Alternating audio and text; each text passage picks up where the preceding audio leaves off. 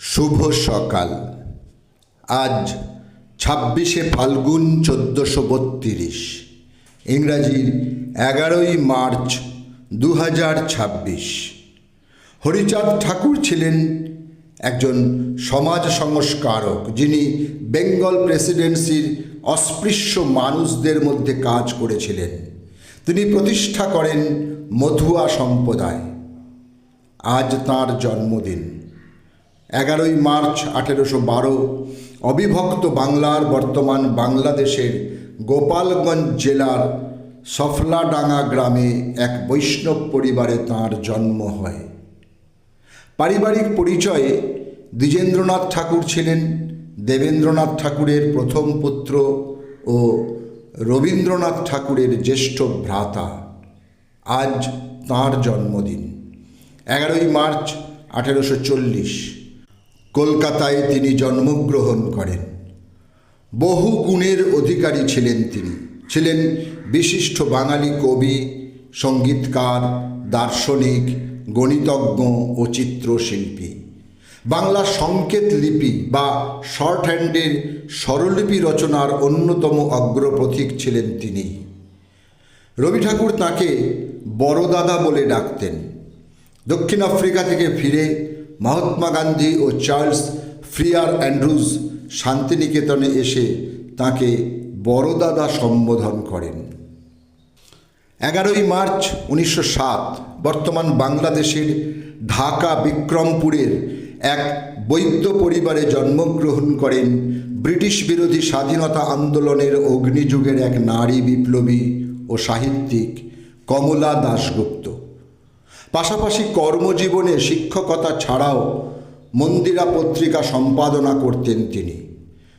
রক্তের অক্ষরে ও স্বাধীনতা সংগ্রামে বাংলার নারী তাঁর দুটি গবেষণামূলক গ্রন্থ প্রকাশিত হয়।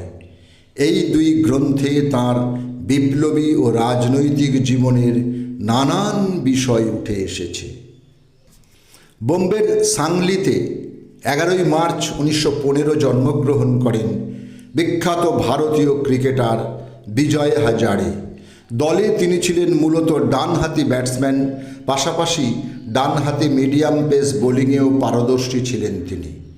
ভারতের হয়ে ৩০টা টেস্ট ম্যাচ খেলেছেন, যার মধ্যে ১৪টা ম্যাচে তিনি ছিলেন অধিনায়ক।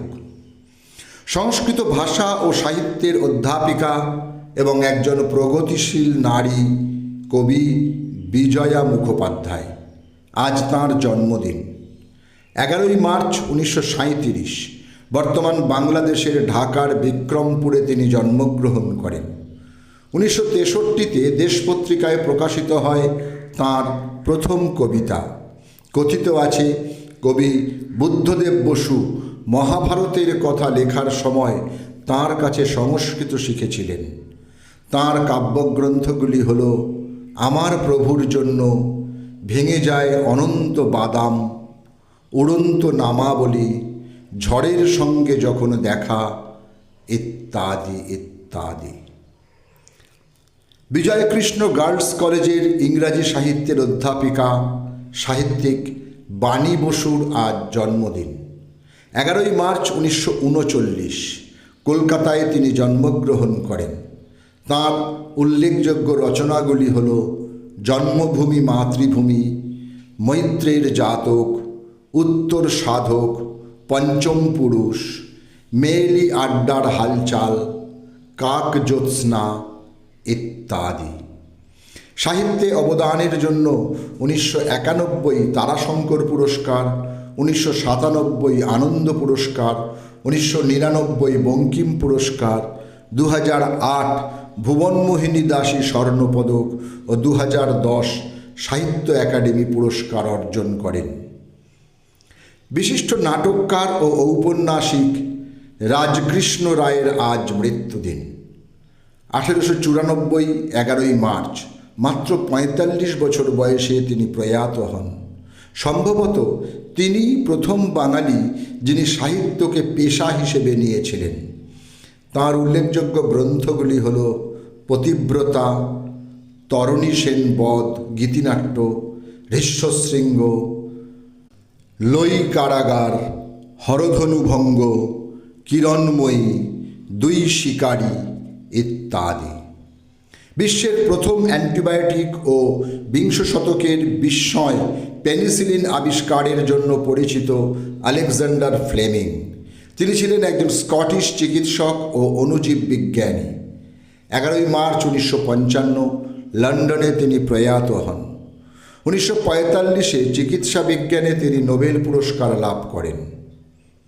মঞ্চ, চলচ্চিত্র ও ছোট পর্দার একজন নিয়মিত গুণী অভিনেতা সন্তু মুখোপাধ্যায় 11 মার্চ 2020 দক্ষিণ কলকাতায় নিজ বাসভবনে 69 বছর বয়সে প্রয়াত হন।